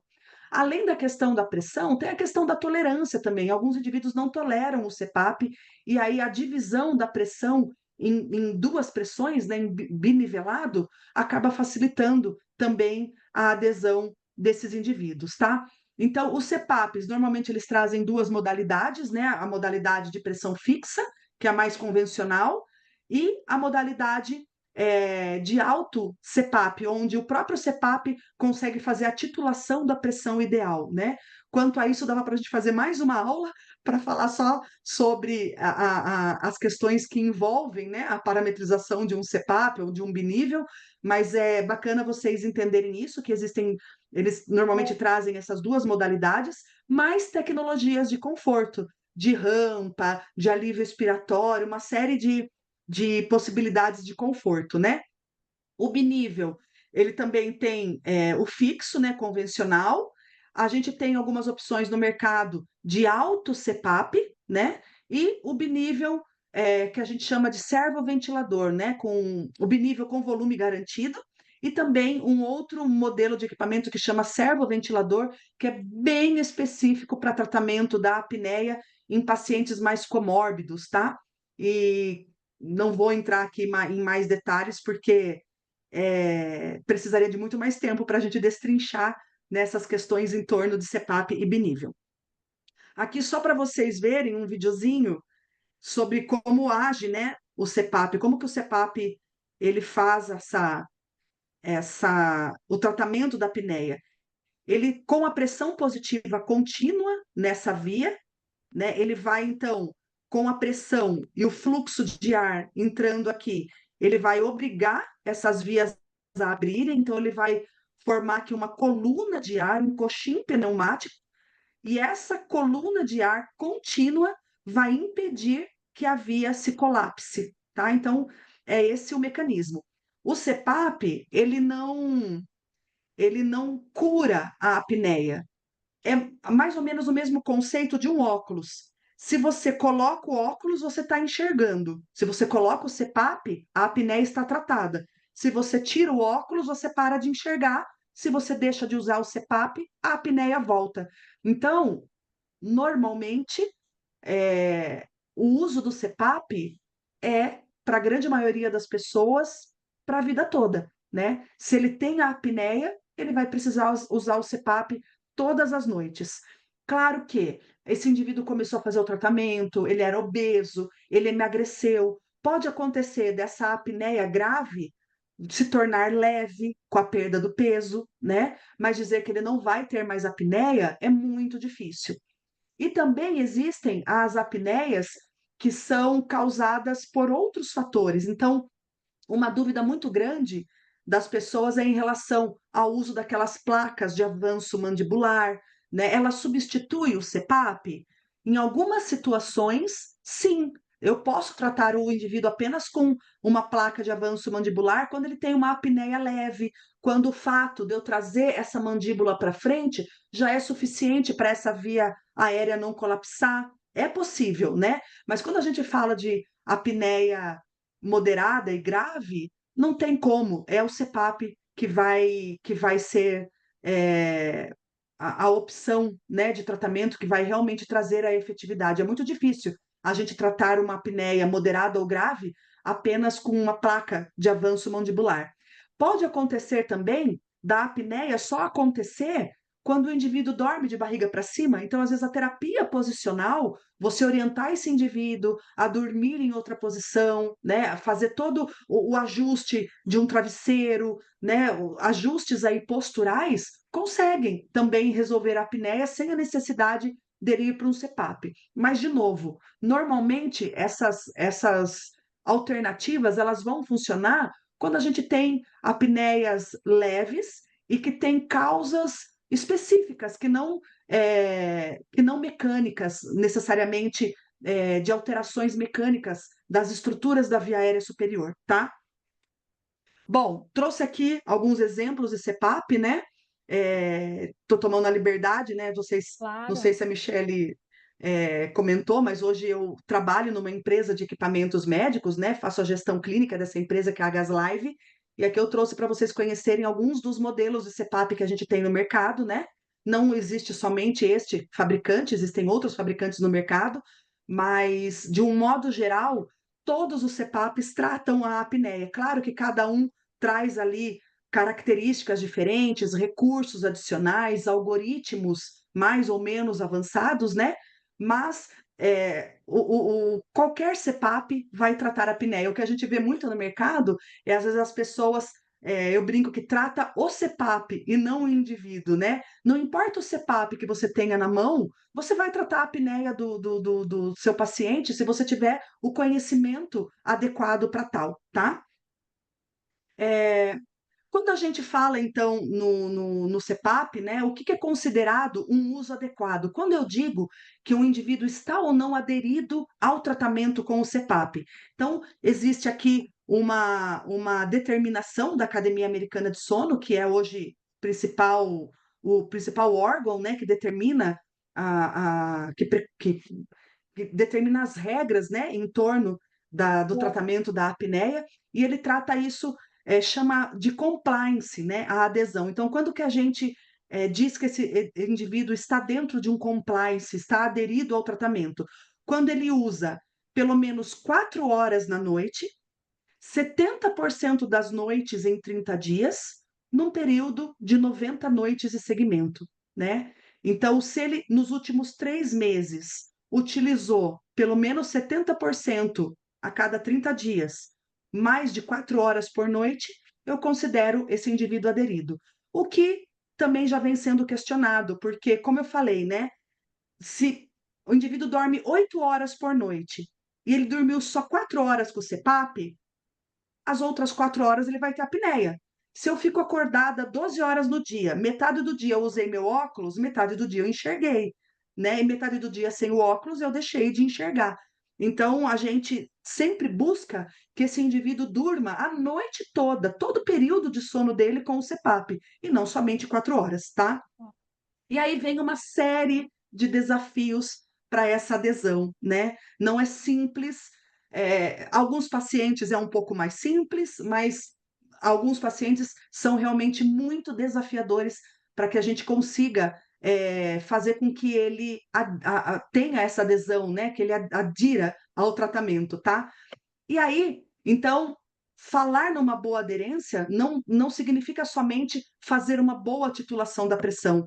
Existem muitos fatores que vão interferir nessa, nessa adesão, né, para que esse paciente realmente consiga ter uma persistência nesse tratamento. Então, questões relacionadas a, a questões otorrinolaringológicas, questões relacionadas ao emocional, a questões sociais, questões relacionadas ao uso da interface, a disciplina, a própria personalidade desse paciente e também questões que envolvem o equipamento, né? O quanto esse equipamento está adequadamente parametrizado ou não para esse indivíduo, né? E aí eu trouxe aqui um estudo mostrando para vocês o quanto essa questão da adesão ela é complexa e que a gente sabe que é tão difícil levar, né, as pessoas para o diagnóstico, e aí ele vai, ele faz o diagnóstico, ele inicia o tratamento,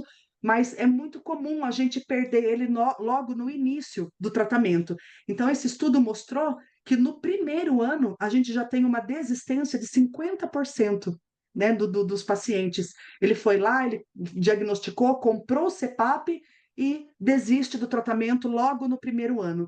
E ao longo de 5 anos, a gente tem uma perda de mais 31% desses pacientes. Então, o nosso desafio, enquanto fisioterapeutas do sono, é fazer com que esse paciente permaneça aderido ao tratamento durante todo o tempo que for necessário, ao longo de toda a vida ou ao longo, né, do tratamento, e a importância da gente também fazer o acompanhamento para entender se o tratamento está ou não sendo efetivo, porque muitas vezes a falta de adesão é porque ele não teve um acompanhamento adequado, né?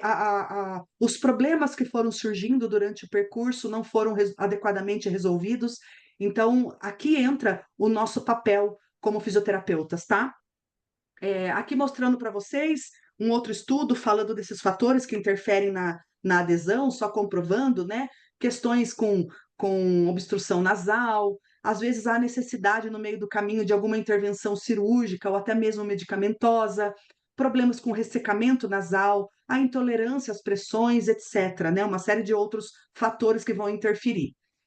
E por fim, falando aqui da importância, então, desse acompanhamento. Hoje, praticamente todos os CPAPs, todos os fabricantes trazem alguma solução de conectividade, né? Então, é super possível fazer esse acompanhamento à distância do paciente e conseguir, com esse acompanhamento, eliminar ou mitigar os problemas, os fatores que possam levar esse paciente a desistir do tratamento, tá? Um deles, né, um ponto, um fator importantíssimo é a questão da máscara e o quanto é desafiador para a gente fazer uma boa escolha, orientar o paciente a adquirir, né, a interface mais adequada para ele. E na nossa cabeça, né, enquanto terapeuta, é isso que a gente imagina. Ele vai ligar o CPAP, ele vai colocar a máscara dele e vai dormir lindamente. Mas quando a gente apresenta o paciente tem esse primeiro contato, né, com a ideia de dormir com uma máscara todas as noites, a gente acredita que o que vem na mente dele é mais ou menos isso daqui, né? Esse pavor. E agora? Isso vai me sufocar? Eu não vou conseguir, né? Essa a imagem que vem aqui para o paciente. Então, a gente precisa fazer uma boa indicação de máscara para a gente não perder, né, o paciente nesse momento. E a máscara, eu digo para vocês que é 90% responsável pelo sucesso ou pelo insucesso do tratamento também e da adesão do paciente ao tratamento, tá? E aqui, gente, eu estou até me estendendo muito, né? Vou só passar aqui para vocês um conceito importante para a gente já ir finalizando. Qual tipo de máscara é o mais adequado? Então, quando a gente fala em apneia, hoje sabe-se que a primeira escolha deve ser sempre uma máscara nasal. Raramente a gente vai indicar uma máscara oronasal para o tratamento da apneia, tá? Por quê? Esse estudo, o que que ele mostrou aqui, ó? Que eu tenho, né, a via colapsada, certo? Quando eu coloco a pressão positiva através de uma máscara nasal, eu promovo esse coxim de ar no canal aqui respiratório, abrindo todas as estruturas que estão realmente colapsadas, né? Se eu submeto esse paciente ao uso de uma máscara oronasal, essa pressão positiva, que agora estava só aqui no canal nasal, laringe, eu também jogo essa pressão para a boca.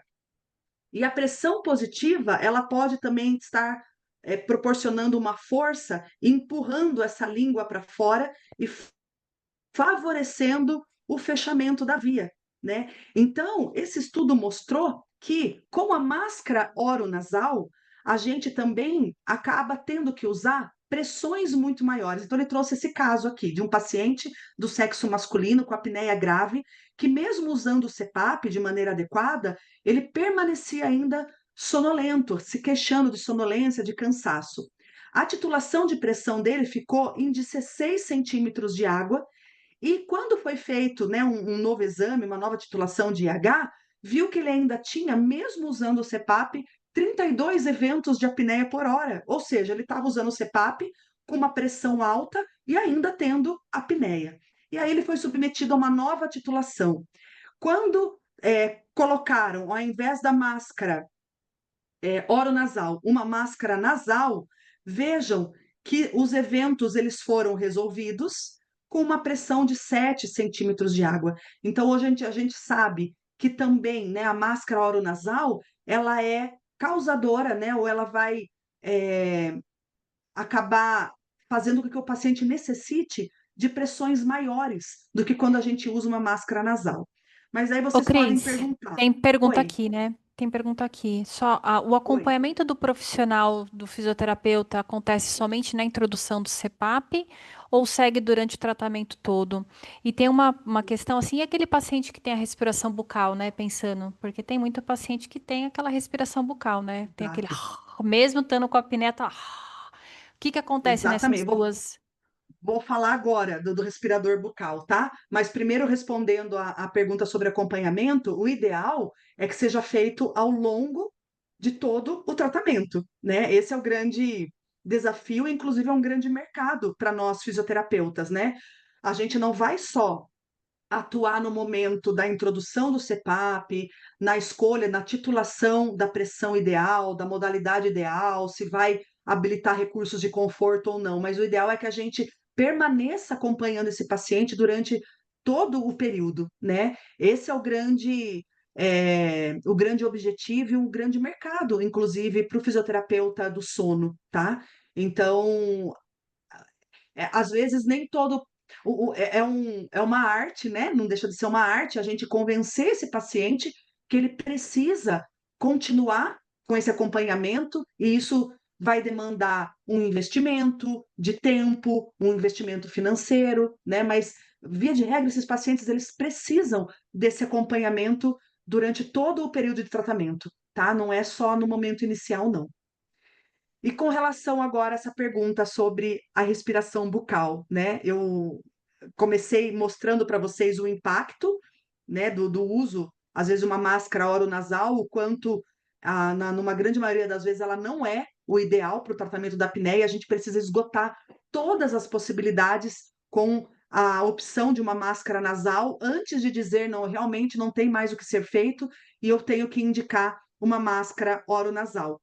Mas antes de falar um pouco mais sobre isso, eu trouxe mais esse estudo aqui mostrando para vocês a diferença que o uso das máscaras nasais e pillow, a diferença das máscaras, né, nasais e pillow em relação ao uso da máscara oronasal em uma série de fatores.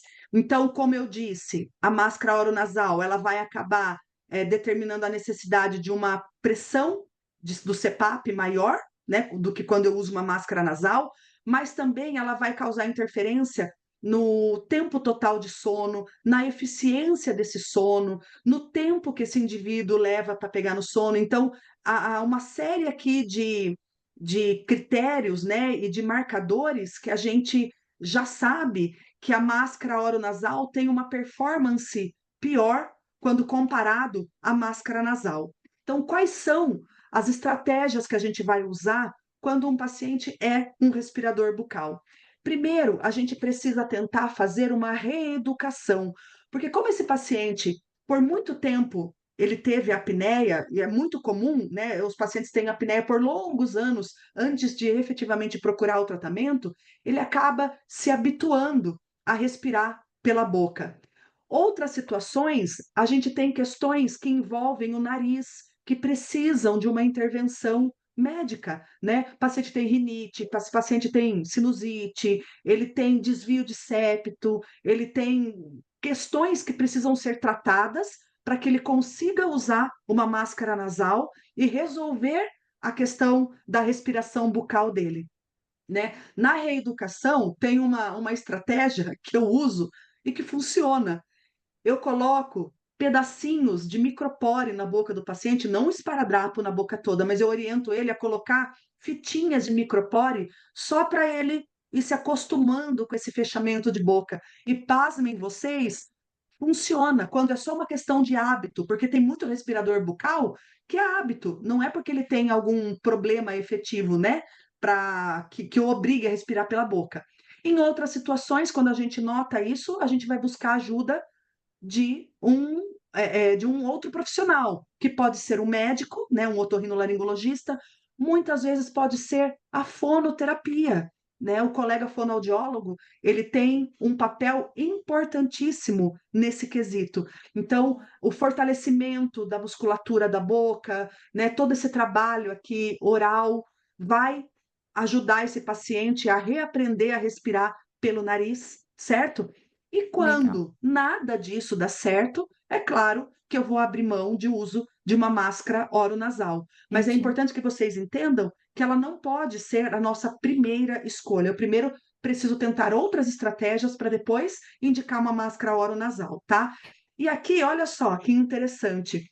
Já sabemos, e tem vários estudos que abordam esse tema, que antes de você optar por uma máscara oronasal, você tem uma solução intermediária, que é a queixeira.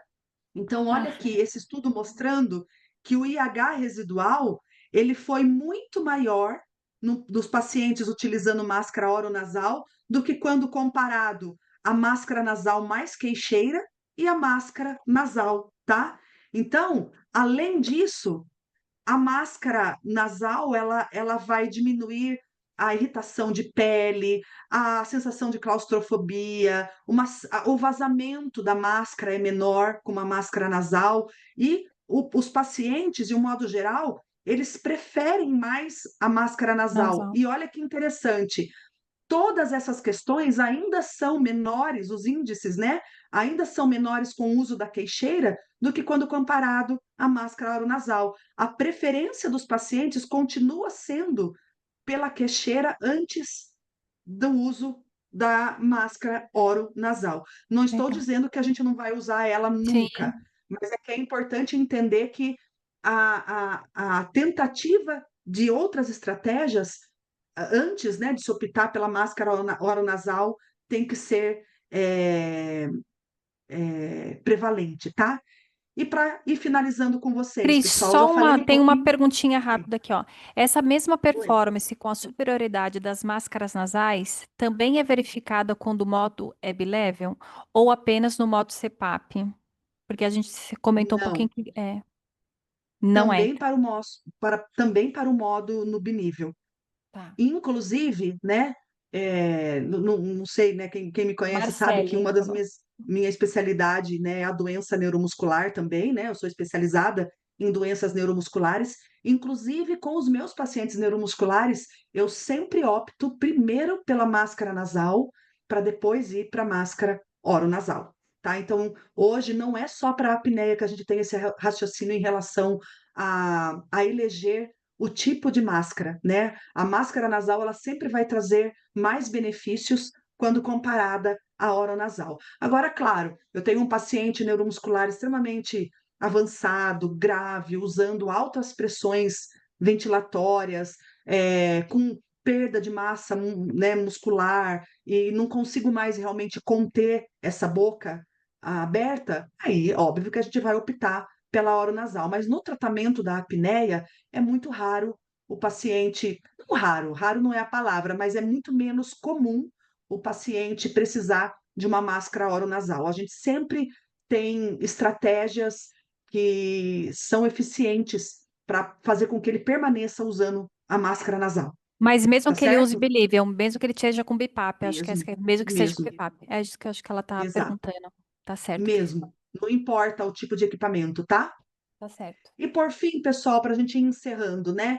Os tratamentos complementares. Já falei de alguns deles, né? Como o dispositivo oral. E, inclusive, esses tratamentos, eles realmente podem ser complementares ao CPAP. E às vezes a gente está tratando o paciente, ele está usando o CPAP, aderido, tudo ok, mas a gente não consegue conter o IH dele, ele continua fazendo evento, mesmo usando o CPAP. Às vezes a gente pode ter terapias combinadas. O CPAP mais uma placa de avanço mandibular, o CPAP mais o tratamento, o treinamento muscular inspiratório, o CPAP mais a terapia posicional, o CPAP mais a fonoterapia, o CPAP mais a necessidade de uma cirurgia otorrinolaringológica, uma cirurgia bariátrica. Então, isso não é incomum. Importante também vocês saberem que nenhuma cirurgia otorrinolaringológica resolve uma apneia moderada ou grave.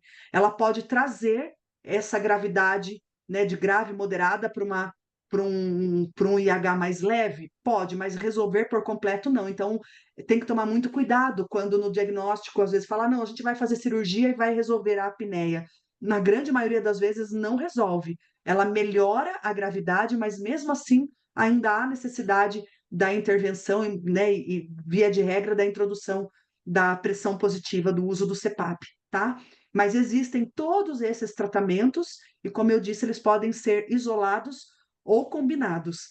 Isolados, normalmente, quando realmente a apneia ela é leve e ela tem aí causas que, que permitem, né, a gente abolir aí a necessidade do uso do CPAP, mas não é comum, né?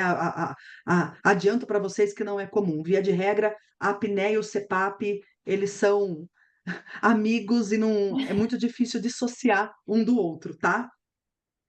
Outra coisa importante é a higiene do sono, né?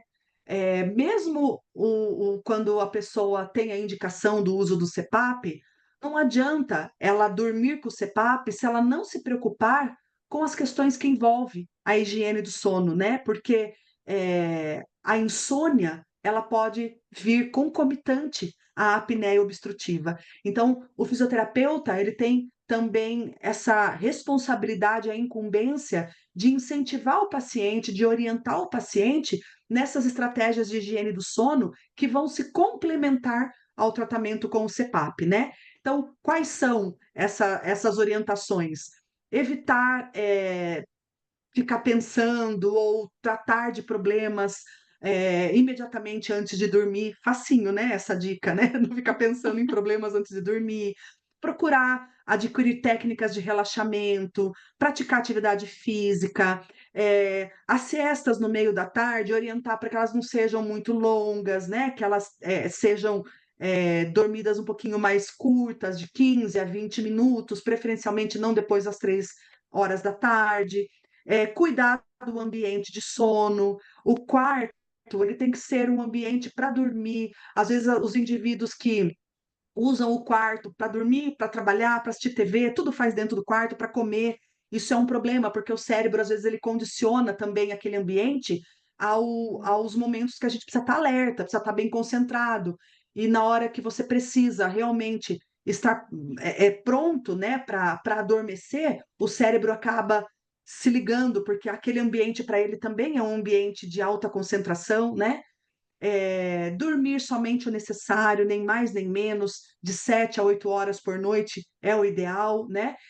Ter rotina de sono também é extremamente importante. Outras questões, evitar cafeína após as 6 horas da tarde. A cafeína ela demora 6 horas para ser absorvida, né, pelo organismo, então tomar cafezinho 9, 10 horas da noite vai ser um problema, né? Por mais que o indivíduo não perceba, né? Tem os amantes de café que não notam, mas a cafeína ela interfere no sono, sim, né? Não tem como dizer que não. Evitar o consumo de álcool. O álcool, ele favorece o colapso. Aí você fala, eu bebi tanto ontem, dormi que nem criança. Álcool, até ronquei, né? É ao contrário. O álcool, ele pode piorar os eventos de apneia, tá? Evitar alimentos pesados antes de dormir, né? Depois das 7, 8 horas da noite. Evitar o uso de telas, né? Todo mundo acho que sabe disso. E reduzir a intensidade das luzes, né? O hormônio do sono, ele é produzido no escuro. Então, conforme for dando a hora de dormir, 7, 8, 9 horas da noite, é recomendável que a gente vá baixando um pouquinho a iluminação da casa, né? Vá preparando aquele ambiente para que o organismo também, para que a gente ajude o organismo nessa produção aí da melatonina, tá? E, para finalizar, como eu disse, né, essas questões aí relacionadas à higiene do sono é muito importante, porque também não é incomum o indivíduo ter a apneia e também ter insônia, que são condições distintas. E o quão desafiador é tratar um indivíduo com apneia que também tem insônia. E essa condição a gente chama de comisa, né, que é a insônia comórbida, né, com a concomitância com a apneia. Se isto acontece, é super importante que a gente tente primeiro ajudar esse paciente a tratar a insônia para depois a gente introduzir, por exemplo, o uso do CPAP, né? A chance de dar errado um paciente com insônia ter que dormir com o CPAP é muito grande, né? É muito desafiador. Então, a gente precisa primeiro ajudar esse indivíduo a melhorar as questões relacionadas à insônia, para que daí ele consiga ter uma boa adesão ao CPAP, tá? E o tratamento para insônia, o tratamento padrão ouro, é o TCC, que é a terapia cognitiva comportamental, que envolve, entre tantas outras coisas, essas técnicas relacionadas à higiene do sono também. Pessoal, era isso que eu queria compartilhar com vocês. Fico aberta aqui para alguém se tiver dúvidas, tá? Meus contatos estão aí. Um prazer se eu puder de alguma forma ajudá-los, né, com dúvidas que possam surgir aí pós esse nosso encontro. Eu realmente fico bastante à disposição e agradeço vocês por terem ficado comigo até agora, tá bom? Pessoal, queria agradecer também. A gente vai abrir para quem tiver perguntas, pode colocar no chat aqui. Eu queria agradecer particularmente a Cris, porque a Cris sempre dá show, né? Nem dá aula, né?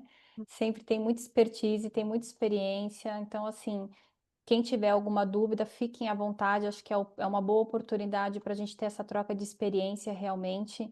E é muito positivo, né? A ideia realmente do programa aqui da Life Saúde e da Educação Continuada é isso, que a gente possa trocar realmente as informações, que no mercado de trabalho, independente de ser na assistência domiciliar, mas que tenha profissionais que tenham conhecimento, que busquem, né, atualização, que nem a gente trouxe esse tema da apneia do sono, porque é algo que está muito em alta, né, hoje tanto como a Cris falou, né, uma oportunidade, é um mercado de trabalho para o Muito. fisioterapeuta, né, estudar o sono, na realidade, hoje várias especialidades, tanto médicas, né, fonoaudiólogos estão estudando, estão trabalhando para isso. Então, a gente gostaria mesmo que realmente tivesse a participação de vocês. Eu estou aqui, é que está aparecendo muita gente dando obrigada, parabéns, Cris. Vou ver se tem Ai, alguma obrigada pergunta eu, aqui. gente. Todo mundo, acho que todo mundo mesmo, Espero que dando. tenha realmente sido útil. É que é tão complexo, né? Eu quis trazer assim uma abrangência do tema, mas vocês viram que é um assunto profundo, né? Que para gente daria para a gente ter aí outros encontros, né? Para aprofundar um pouquinho alguns dos aspectos que a gente tratou hoje. Vou dar Mas eu o tentei dar essa spoiler, visão Cris. geral. Vou dar o É, spoiler, porque a gente tem dois temas que você, quando a gente lembra que a gente foi fazer a aula, a Cris sim, passou para sim, mim sugestão de dois temas voltados para a apneia, né?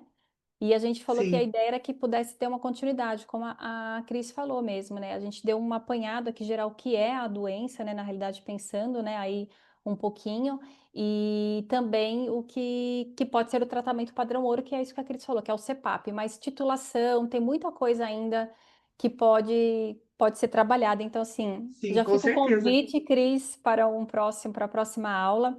Eu vou deixar aqui para vocês, pessoal, para vocês saberem. Eu coloquei no chat, mas vou só reforçar, porque teve pessoas que entraram depois para não ter problema, né? A gente colocou a lista de presença no chat, então, para todo mundo receber o material da aula e o certificado, é importante que preencha, tá bom? Esse material, esse link. Deixei aqui o link do YouTube, porque em 7 dias a gente disponibiliza essa aula também para vocês, tá bom? E tem a nossa rede social, porque pela rede social vocês conseguem acompanhar. Todo mês a gente tem treinamento. Esse mês especialmente tem dois treinamentos. A gente tem um treinamento no final do mês que é sobre catéter de alto fluxo, que é com a Lumiar, né? Então, assim, para quem se interessou, para quem gosta, né? Então, já se inscrevam. Provavelmente daqui a uns 10 dias a gente vai estar soltando novamente as inscrições. E esse mês tem mais um treinamento com catéter de alto fluxo, né?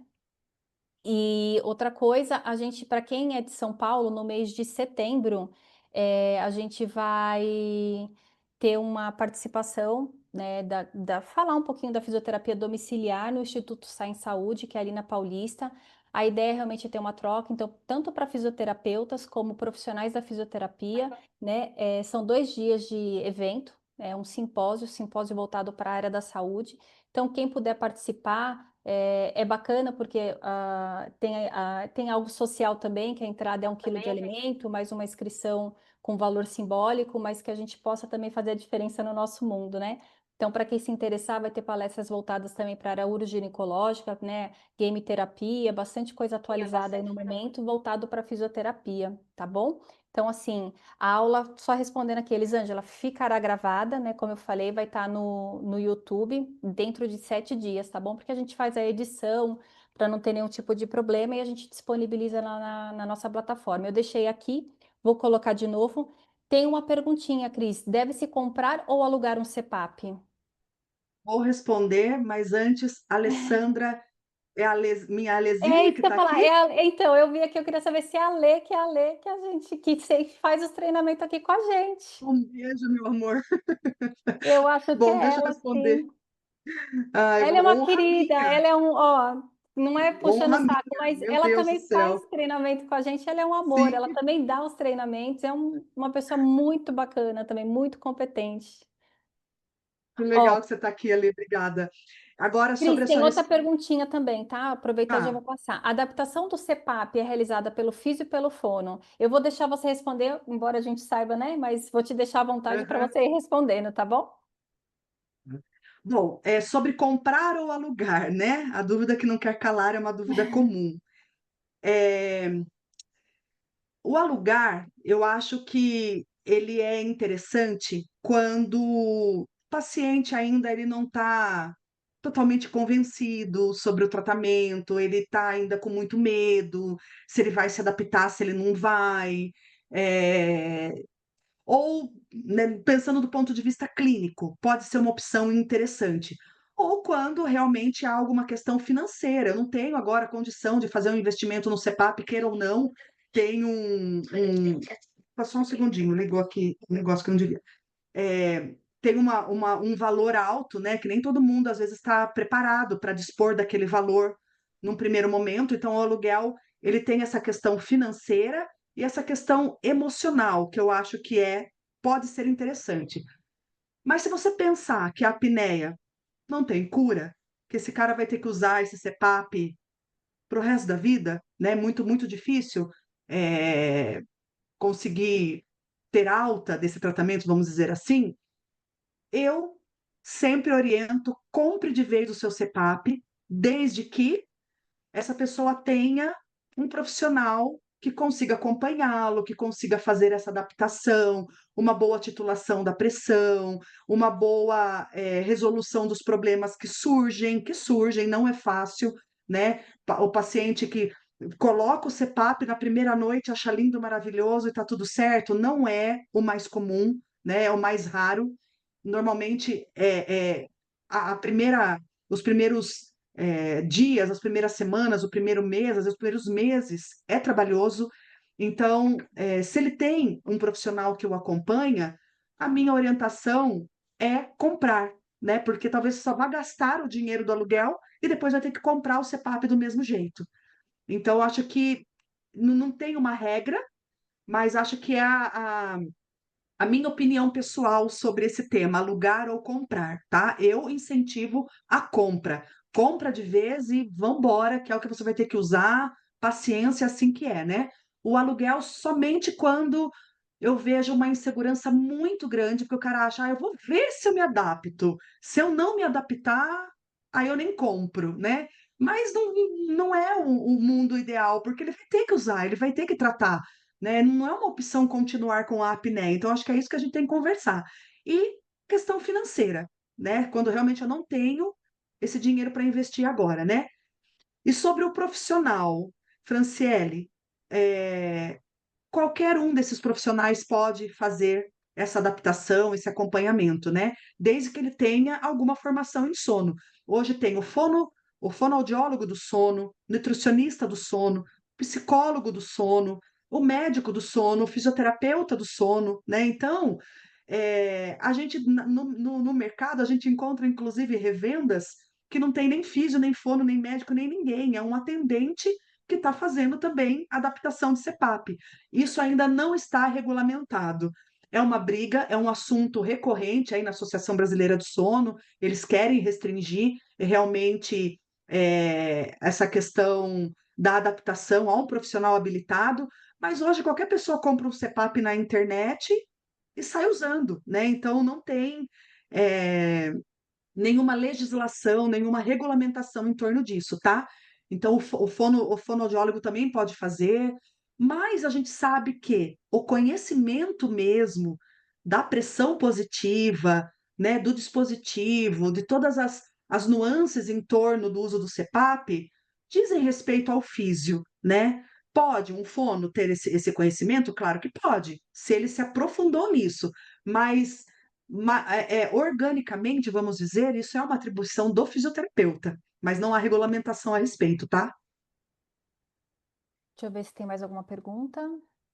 Não tem, Cris. Mas eu acho que é bem isso, né? É óbvio, isso que você falou, às vezes a família compra e não pede nem a orientação, né, Cris? Pega, mexe Sim, lá, vê na internet um videozinho como ajustar, como parametrizar e começa a usar.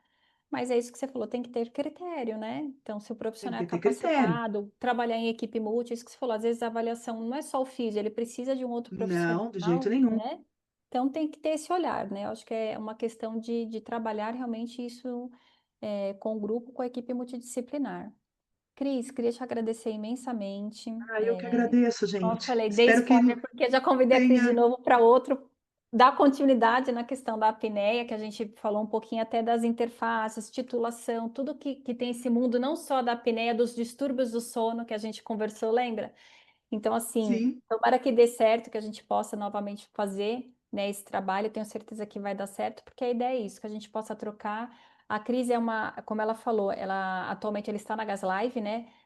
Então, assim, isso. tem muito conhecimento técnico, né? Então, assim, para quem realmente ela deixou aí as redes sociais dela, acompanhe ela, posta muito conteúdo muito bacana na rede social dela, de Obrigada, forma Mi. simples, clara, que o entendimento é fácil, tanto para nós profissionais como para os familiares, né? Tem muita coisa bacana, então acompanha. Acho que a maioria aqui conhece também a Cris, porque a Cris já está há muito tempo no mercado. É sempre uma alegria Obrigada, aqui. Eu Mi. vi alguns nomezinhos, né, que são conhecidos aqui, então agradecer a todos que eu sei que são, que a Rose, que eu acho que eu já vi aqui, acho que é a Rose que A trabalha aqui, que está Rose, num a cliente. Rose, será que é a Rose que eu tô pensando? Eu acho que é, porque ela abriu a fotinho dela, eu acho que é a Rose, sim, que é a Rose Ai, Meire. Rô, Eu acho que é ela sim. bem, Rô.